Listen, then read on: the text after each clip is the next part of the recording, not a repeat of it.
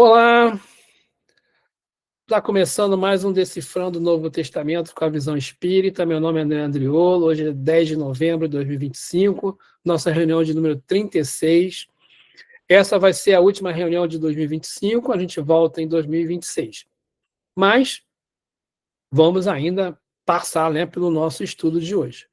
Vamos falar sobre a mulher adúltera e sobre Jesus, a luz do mundo. Como eu sempre esclareço, nosso estudo é feito à luz da doutrina espírita, codificada por Allan Kardec, sempre ressaltando que não tem nenhuma intenção de estabelecer controvérsia com ninguém, com nenhuma outra religião. As Bíblias, como sempre, eu coloco aqui, a gente usa o texto da Bíblia de Jerusalém e também eu uso referências da Bíblia do Estudo NVI, que é a Bíblia protestante, e do software Logos, que tem várias versões de Bíblia, que eu também uso bastante ali. Como fontes não espíritas, eu uso também os comentários da Bíblia do Peregrino, que são excelentes. Eu estou usando hoje esse comentário bíblico da editora Paulinas, o Evangelho segundo João, do Cláudio Vianney Malzone, o novo dicionário da Bíblia do Douglas, que também é muito bom. Como fonte espírita, hoje, eu estou usando o Evangelho segundo o Espiritismo, o Livro dos Espíritos, o livro Luz Imperecível, do José Onofre Abreu, a Divina Epopeia, do Bittencourt Sampaio, a Sabedoria do Evangelho do Pastorino, o livro 4, uma apostila da FEB, do Estudo Aprofundado do Doutrina Espírita, a apostila do livro 3, e estou usando também o quarto livro dos 4 evangelhos de J.B. Rostan, Jean-Baptiste Rostan. Então, os objetivos de hoje, a gente falar do capítulo 8 de João. Eu não vou conseguir terminar o capítulo 8, então ano que vem nós vamos voltar lá no meio do capítulo 8. A gente vai falar da mulher adúltera, vamos falar da luz do mundo e da autoridade de Jesus. Então, essa sessão, essa situação da mulher adúltera, ela é bem conhecida, né? Os fariseus e os escribas trazem para Jesus uma mulher que foi pega em adultério e aí pede para ele julgar a mulher e que, segundo a lei, ela deveria ser apedrejada. E aí Jesus não fala nada, pergunta o que Jesus faz, a gente já vê o texto direitinho, Jesus escreve no chão, né? Então, o texto é assim. Os escribas e os fariseus trazem, então, uma mulher surpreendida em adultério. E, colocando-a no meio, dizem: Mestre, essa mulher foi surpreendida em flagrante delito de adultério. Na lei, Moisés nos ordena apedrejar tais mulheres. Tu, pois, o que dizes? Então, por que isso está acontecendo? Acho que a gente tem que entender primeiro por que eles trazem para Jesus a mulher que cometeu o adultério. Né? É interessante chamar ele de mestre. É porque na história, né, do povo hebreu, tem uma fase que chama a fase dos juízes. Mas essa fase dos juízes, né, ela começou com Moisés. Lá no Êxodo, capítulo 18, o Moisés já tinha acabado de começar a jornada pelo deserto, e aí aquele povo, todos os hebreus, né, no deserto, já tinham saído do Egito, e aí, toda vez que tinha uma disputa, uma briga, ele tinha que ir lá apartar e decidir o que ele ia fazer. E aí ele fica meio cansado disso, preocupado, ele vai encontrar com Jetro. Jetro era o sogro de Moisés. Jetro era um sacerdote de Midian, que Moisés, antes de voltar para o Egito e libertar o povo hebreu, passou 40 anos no deserto, onde ele se casou com a Séfora.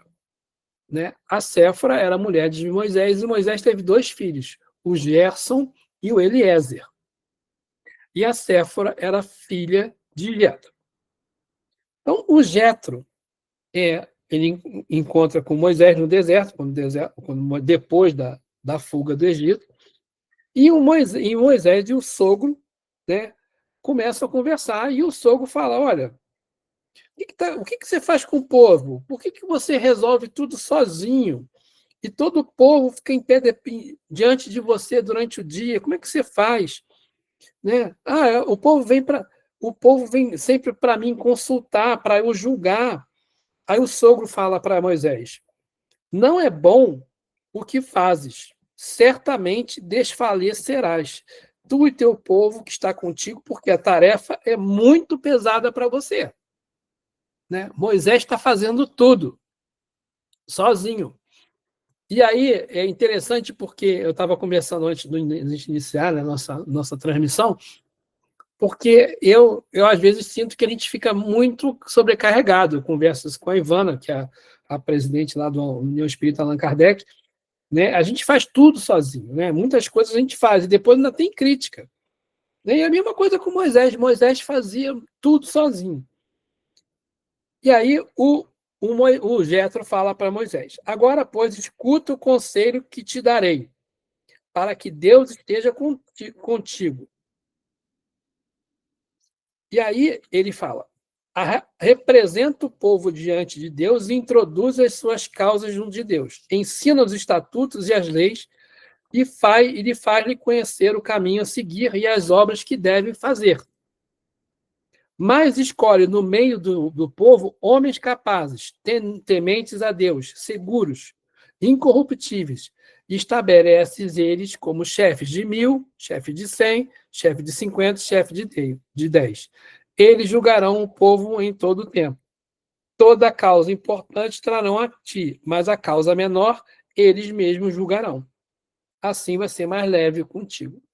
Então Moisés estabelece, né, o Jetro, que é o sogro dele, dá o conselho, e aí Moisés faz assim, né? O texto fala que ele divide lá em grupos de 1.000, grupo de 100, grupo de 50 e grupo de 10, chefe de 1.000, chefe de 100, chefe de 50, chefe de 10. E aí o Moisés divide assim, então tira a carga dele, o pessoal divide, resolve as coisas menores. Que é assim que eles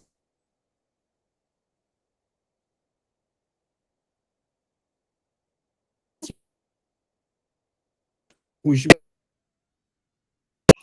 e depois, né, mais tarde, durante, né, a história dos, dos hebreus, tem a época dos juízes, né? Tem a época dos reis e tem a época dos juízes. Quem eram os juízes? Otoniel foi o primeiro juiz. O juiz ele exercia um papel de líder militar, líder religioso e líder administrativo. Né? Era como se fosse um rei, mas o nome era juiz. Então, existiam esses vários juízes. Por exemplo, o Sansão foi um juiz. O Sansão era um juiz. Eli, Samuel foi o último juiz. E o Samuel foi quem coroou lá o Saul, o primeiro rei de Israel. Né? Transformou. O Samuel era um profeta, um juiz, e ele transformou o, o Saul ali em primeiro rei de Israel. Então, essa história do juízo está muito imbuída ali dentro da ideia da cultura hebraica. E depois que começaram os reis, os profetas é que decidiam que faziam os julgamentos religiosos. Eles é que decidiam tudo. Então, por isso que Jesus, então, é confrontado com a situação. E falam para ele, essa mulher foi surpreendida em flagrante delito de adultério, né? E na lei de Moisés, na lei, Moisés ordena apedrejar tais mulheres. Né? O que dizes? A lei de Moisés, lá em Levítico, capítulo 20, versículo 10, ele fala assim: o homem que cometer adultério com a mulher do seu próximo deverá morrer, tanto ele como a sua cúmplice. É daí que vem que tem que matar. E apedrejar, a pena está lá em Deuteronômio, também tem várias, onde estabelece as penas para cada crime. E aí em Deuteronômio fala que o crime de adultério ele tem que ser punido com a morte é por apedrejamento. porque já disse que tinha que morrer aqui, e aí lá na frente fala que é por apedrejamento. Mas olha o texto: o homem que cometer adultério com a mulher do seu próximo deverá morrer, tanto ele como o seu cúmplice. E o homem adúltero? Não tinha homem adúltero nessa, nessa imagem, só tem a mulher que foi pega em adultério. Se ela foi pega em adultério, tinha alguém, outra pessoa adulterando. Em subtentes tem um homem também adulterando. Cadê ele? Né? E adultério, né, a gente sempre entende como infidelidade conjugal. Mas adulterar, por exemplo, hoje em dia, quando você adultera um documento, você corrompe, altera, deturpa, altera uma notícia, isso tudo é adulterar. Então, adulterar toda vez que você é infiel a um contrato, você é infiel a algum acordo, alguma coisa que deveria ser de um jeito e você é infiel àquilo, você altera, se derrumbe, deturpa, corrompe. Bom, e aí os fariseus perguntam para ele: e tu, pois, o que dizes? O interessante é que quando eles trazem a mulher para perto de Jesus ali, eles colocam ela no meio, tá vendo? Eles trazem a mulher e colocam ela no meio. Então, o foco está na mulher. Depois ele fala assim: tu, pois, o que dizes? Aí mudam o foco para Jesus. Então, isso é uma armadilha muito grande. Tanto é que João continua falando. Eles assim diziam para pô-lo à prova, a fim de terem matéria para acusá-lo. Mas Jesus, inclinando-se, escrevia na terra com o dedo. Como persistissem em interrogá-lo, ergueu-se e lhes disse: quem dentre vós estiver sem pecado, seja o primeiro a lhe atirar uma pedra. Inclinando-se de novo, escrevia na terra. Então, olha só que interessante. Eles falam com Jesus, e Jesus abaixa, não fala nada, escreve na terra. E aí eles continuavam perguntando: e aí, Jesus, o que você decide? E aí Jesus levanta, fala: quem entre vós estiver sem pecado, ele abaixa de novo e continua escrevendo na terra. Então tem duas vezes, né? Então eles estavam impondo a Jesus um dilema. Se Jesus dissesse que a lei fosse cumprida, quer dizer, ela fosse apedrejada, ele estava contradizendo a ele mesmo, porque Jesus pregava que a gente tinha que acolher o outro, tinha que te perdoar 70 vezes 7 e tal. Se ele disser que a lei não devia ser cumprida, ele ia se colocar contra a lei, porque ele dizia, né, eu não vim corromper a lei, eu vim cumprir a lei. Né? Então, ele ia ser acusado de menosprezar a lei. Né? Então, era essa o dilema que foi imposto a Jesus ali naquela situação. E realmente, né, os caras, como diz o texto, eles assim diziam para pô-lo à prova, porque Jesus estava passando, era uma prova que Jesus estava passando ali, né? O que ele vai fazer? E aí, escrevia na terra com o dedo, uma vez, e depois escrevia, inclinando, escrevia na terra de novo. E o que Jesus escrevia na terra? Porque existe uma especulação sobre o que ele descrevia na terra.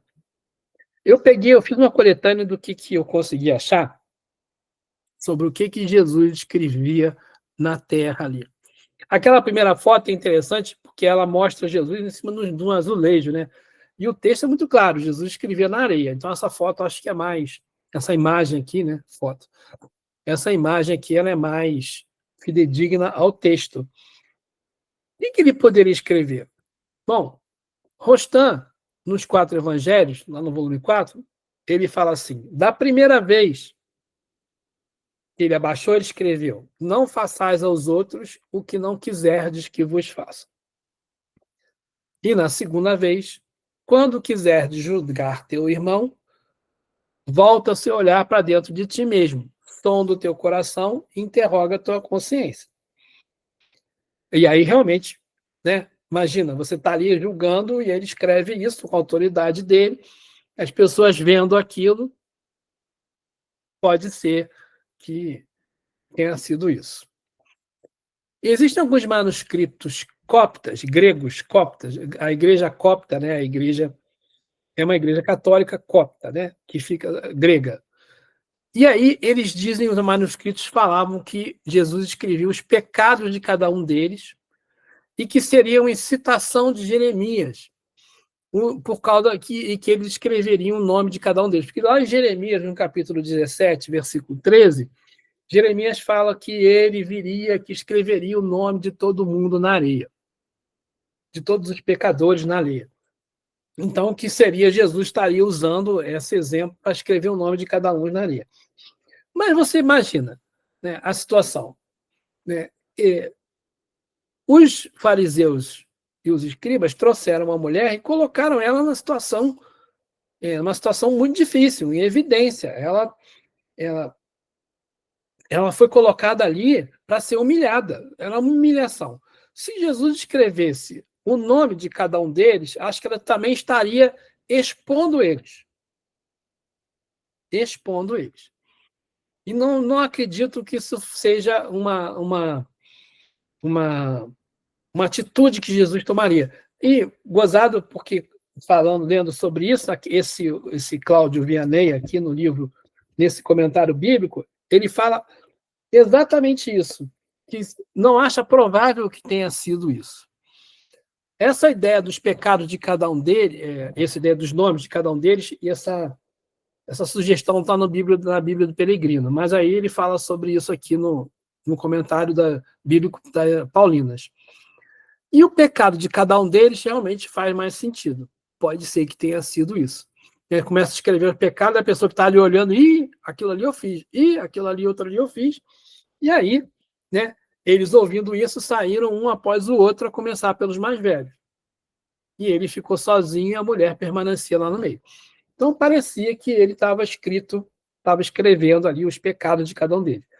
Mas o que todos os exegetas são unânimes em dizer é que isso está na Bíblia de Jerusalém, isso está na Bíblia do Peregrino, isso está na Bíblia NVI, é que esse texto ele suprime o que Jesus escreve de propósito, para mostrar que, para deixar mesmo na gente pensando o que será que eles ouviram, né? Que essa omissão ela é proposital.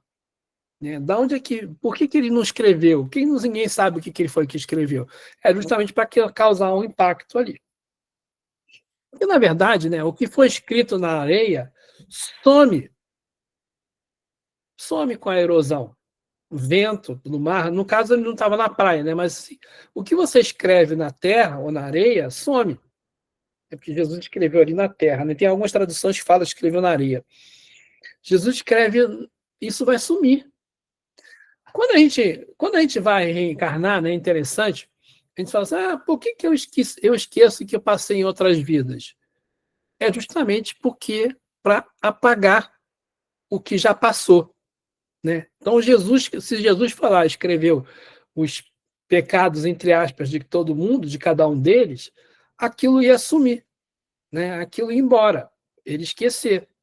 Né? E quando a gente entra no mar da vida, nossos erros do passado são apagados pelo vento do perdão. Né? Então, as coisas que a gente faz no passado, a gente é perdoado. Não é que a gente seja perdoado por 100%, é óbvio que a gente tem que responder para o que a gente fez. Mas o fato de você poder começar uma vida nova, uma reencarnação nova, sem se lembrar do que aconteceu, é uma chance da gente poder resolver. Né? A gente resgatar aquilo. E quando a gente é perdoado, né, as coisas somem. Essas marcas que nós tínhamos no nosso perispírito, dos nossos erros do passado, elas apagam, porque a gente resolve aquilo ali. E aí, Jesus olha para cima e fala, mulher, onde é que está o pessoal? Ninguém te condenou? Ela disse, ninguém, Senhor. Então disse Jesus, nem eu te condeno. E aí ele fala, vai e de agora em diante não peques mais. O que significa, né, esse não peques mais? Eu vi esse texto aqui Foi do Luz Imperecível, esqueci de botar a fonte, né? Deus não quer que nossa vida seja uma gangorra espiritual. Ele não quer que a gente fique acertando e errando, acertando, né? Errando, pedindo perdão, errando, pedindo perdão. A gente falou outro dia sobre isso, né? De pisar no pé. A gente não quer, Deus não quer isso para a gente.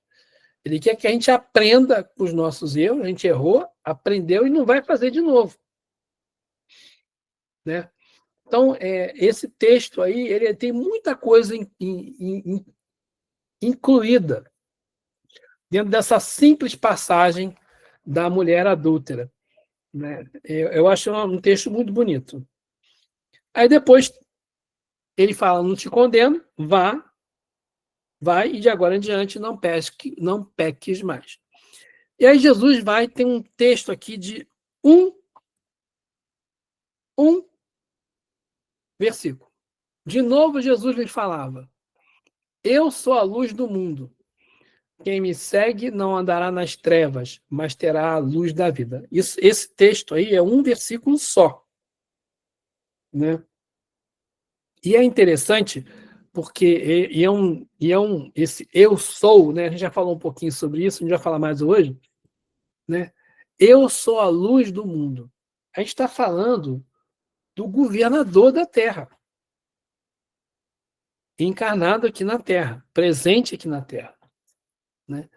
E essa afirmativa, né, a gente tem que entender ela como a missão de Jesus.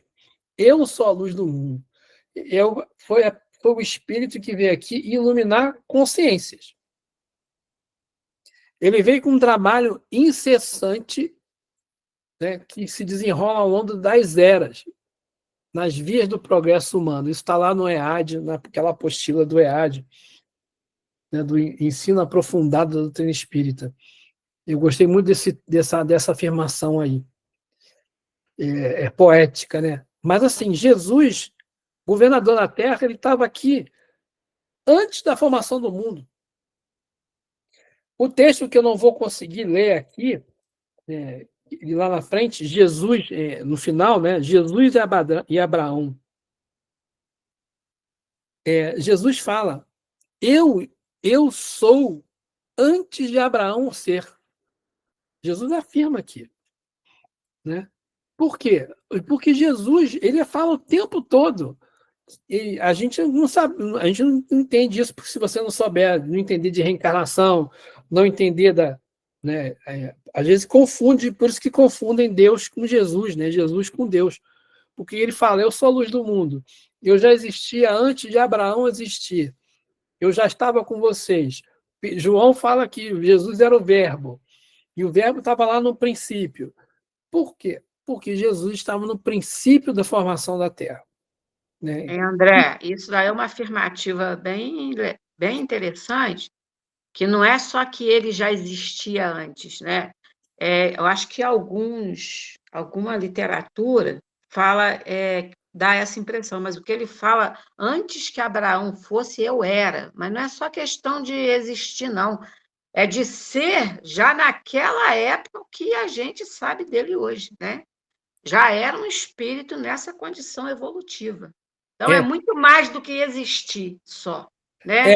porque o texto, na verdade, eu acho que eu me expressei mal. O texto fala assim: antes que Abraão existisse, eu sou.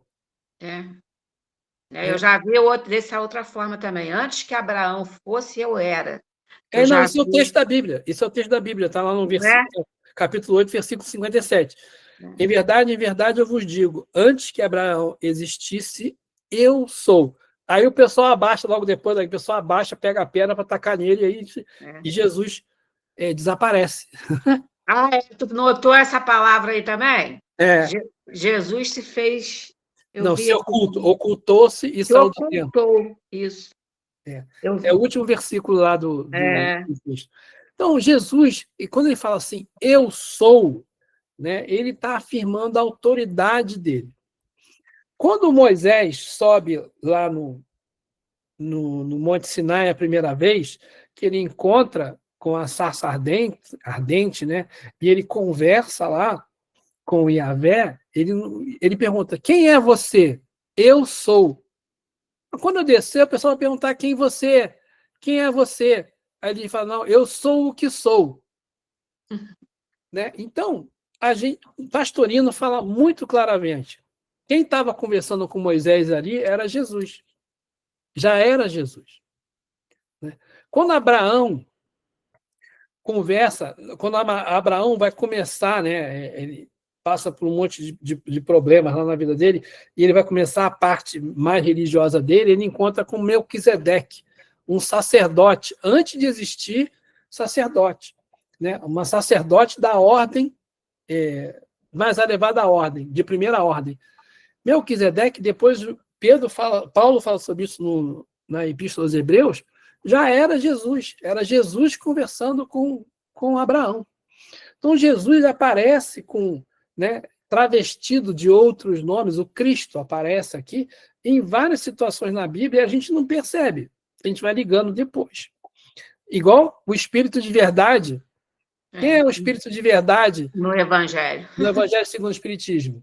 Né? É Jesus, né, que aparece com outros nomes.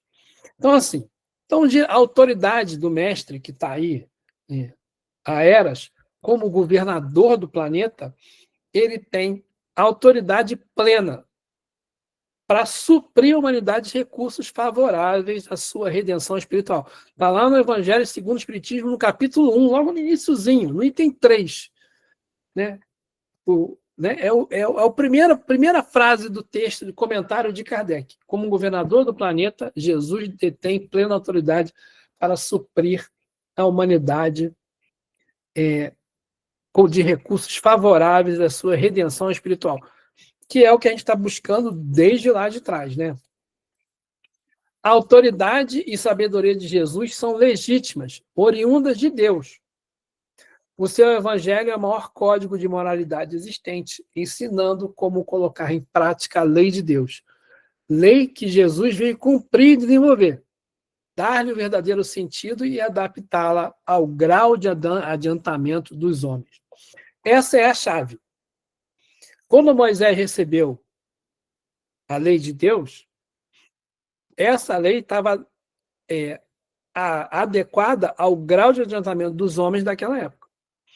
Quando Jesus veio trazer de novo, né, ele falou, não vim destruir, vim cumprir a lei, e ele trouxe outras diretivas, né, a primeira veio com a justiça, né?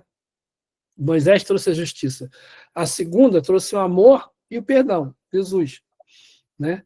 E a terceira, do Espiritismo, vem trazer o consolo e a caridade.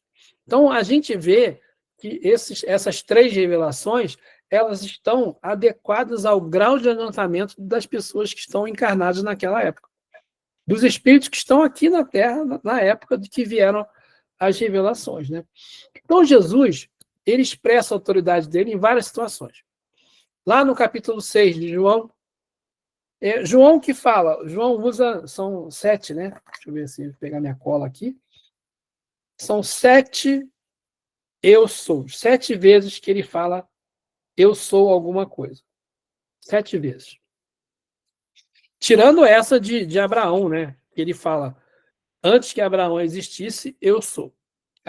Afirmando a autoridade de Jesus. Eu sou o pão da vida. Pão, que é um alimento básico, que nutre as células e mantém a vida humana. Pão da vida, alimento essencial que garante nutrientes necessários para o sustento moral do espírito. Então, o pão nutre as células físicas. E o pão da vida nutre a nossa fé, nosso sustento moral, nosso sustento espiritual. Porque se você não tiver, você não acreditar em alguma coisa, eu acho que as pessoas que não acreditam em nada transcendental, em uma coisa superior, num espírito, numa coisa espiritual, numa coisa religiosa, fica muito difícil em algumas situações. E quando você passa por um perrengue, a solução, às vezes, é drástica, porque você não tem ainda alguma coisa para te segurar. Né? Outro dia eu vi o Elará, eu já até falei isso com vocês uma vez, ele falando porque ele faz um estudo do cristianismo, ao longo do tempo. Eu esqueci o nome do outro rapaz, que é ótimo também, um rapaz que já chegou a fazer seminário para se tornar padre. Rafael, ele e o Rafael. E aí, eles falando sobre isso, falam assim, na época, antigamente, não existia essa coisa de materialismo. Todo mundo... existia uma coisa perniciosa, que era a igreja que impunha, né, aquela coisa de que você está errado, a culpa, mas isso fazia com que as pessoas recorressem a Deus, a religião, quando você estava com sofrimento. Aí ele diz, você não tinha notícias de suicídio de crianças. Né? E hoje em dia a gente tem notícias desse tipo de coisa, porque a gente está num mundo material, então, o mundo materialista, né, uma vida materialista, você não deu certo, que se dane, não quero mais isso.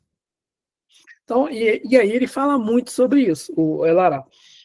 Então, Jesus que é isso, porque Jesus traz o alimento do Espírito.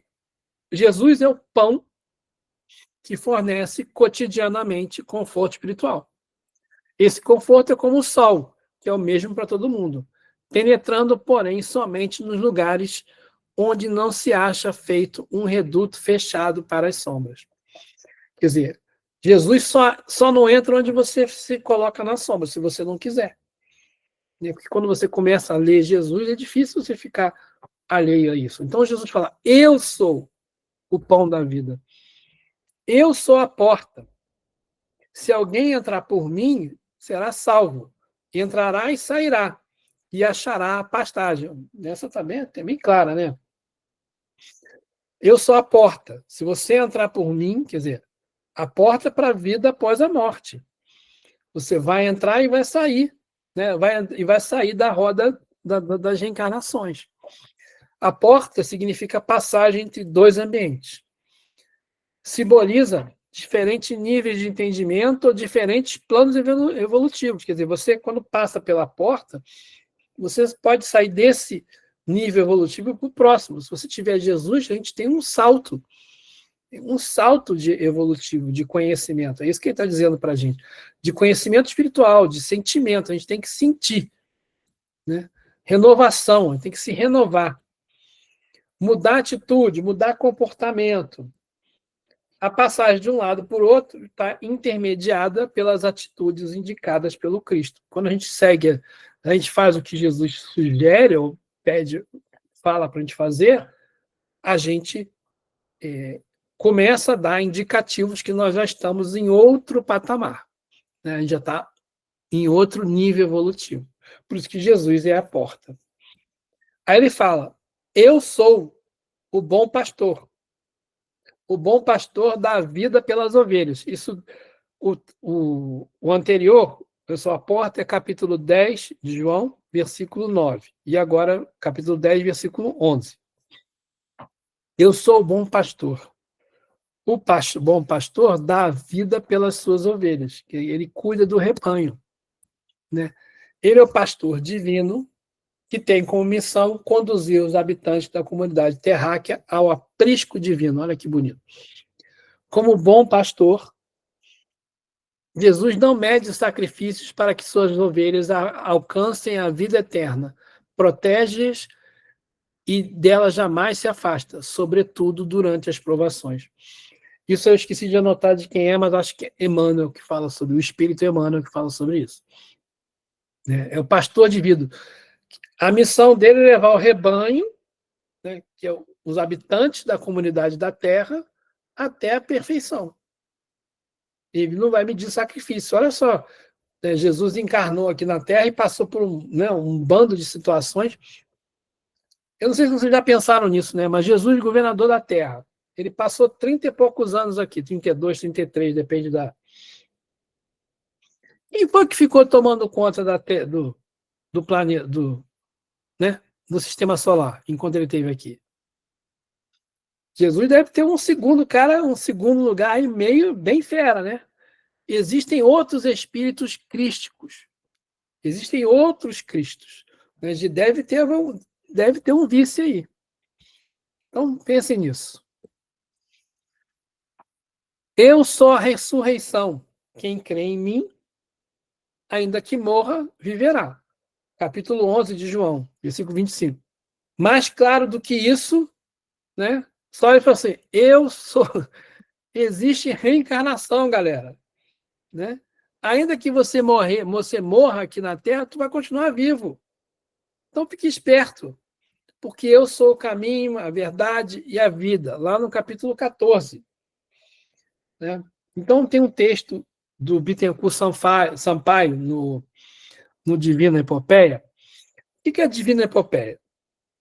O Bittencourt Sampaio pegou o texto de João e transformou em poesia.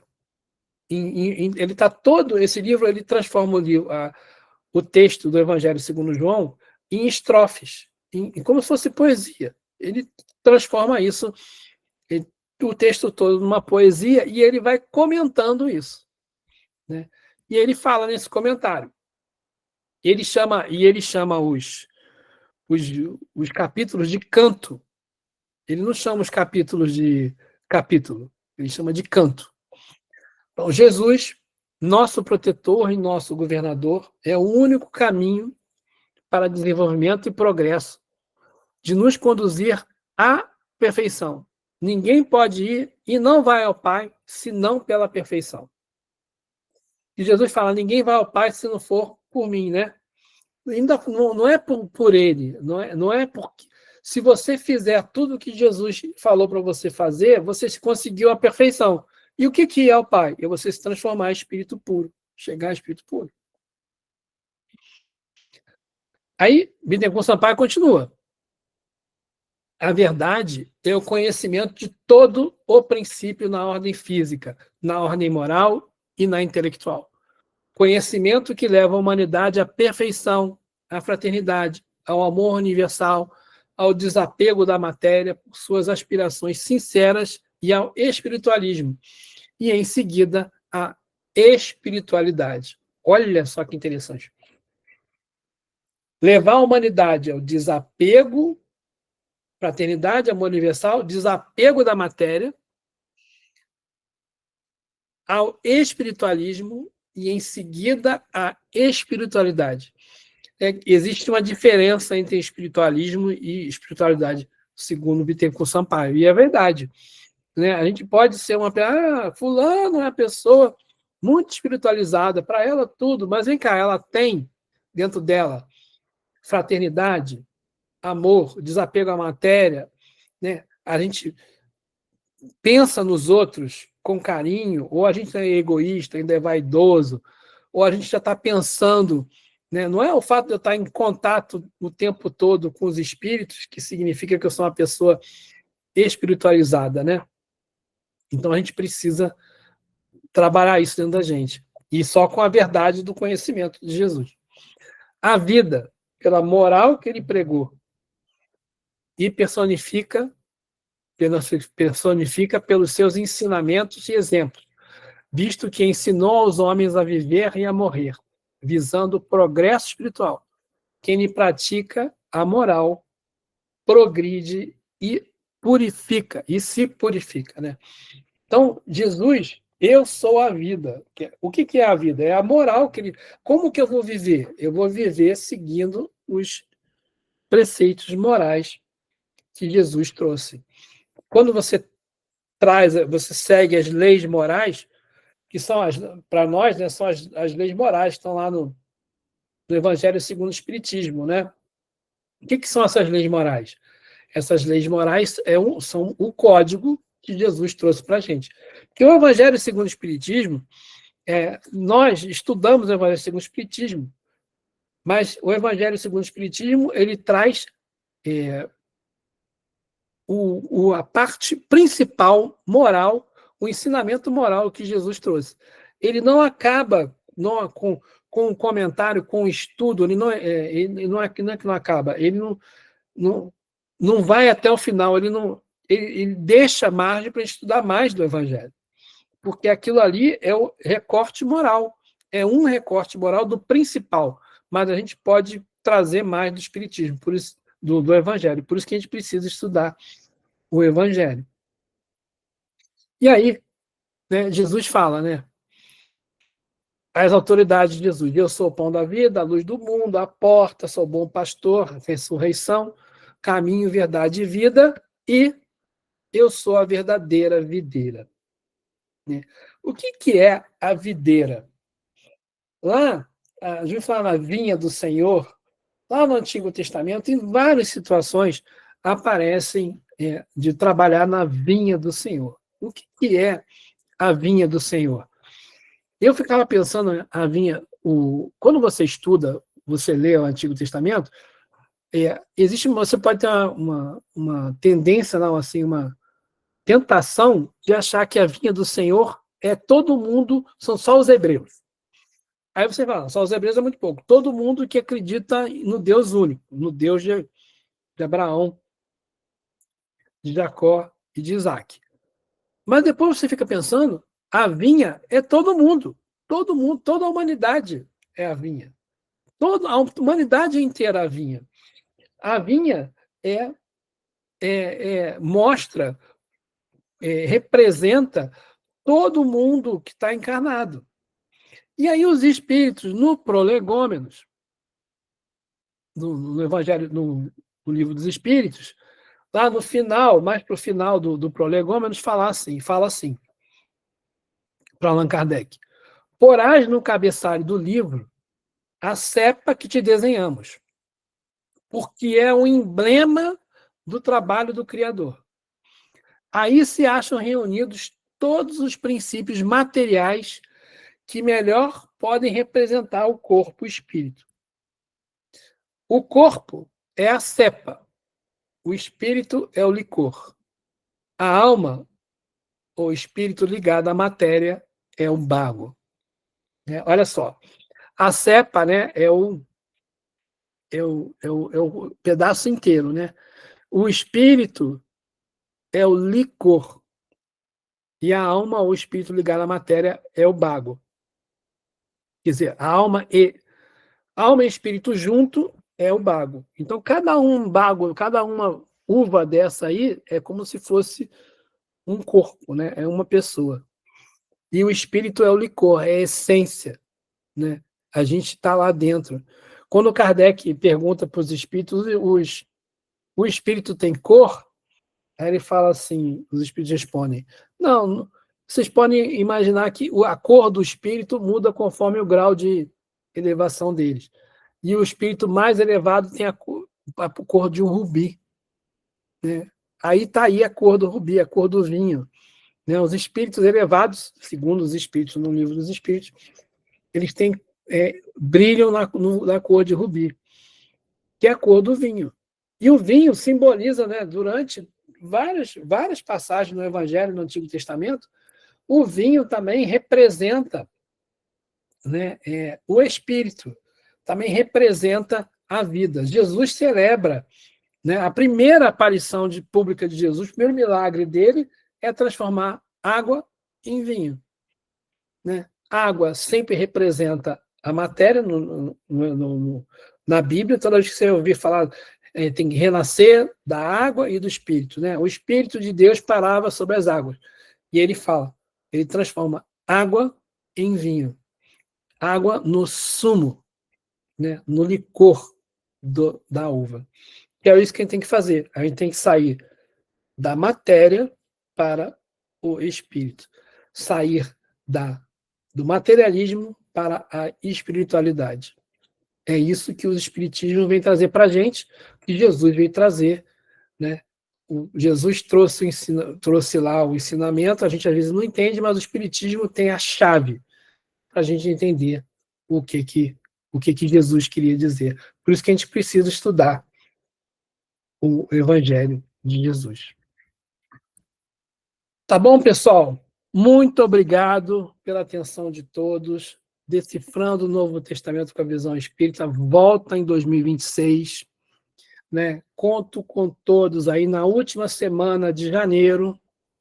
Eu esqueci o dia, que é última segunda-feira de janeiro. Eu já vou estar firme e forte, já preparando a reunião de número 37, para a gente continuar. A gente vai continuar aqui no capítulo 8 de João e vamos dar prosseguimento da maneira que a gente está fazendo, tá bom? 26 de janeiro. 26 de janeiro. Muito obrigado mais uma vez. Vou encerrar aqui. Então, a todos. Nós que agradecemos. Deixa eu encerrar Eu aqui. agradeço. Boas férias aí. Obrigado, gente. Obrigada.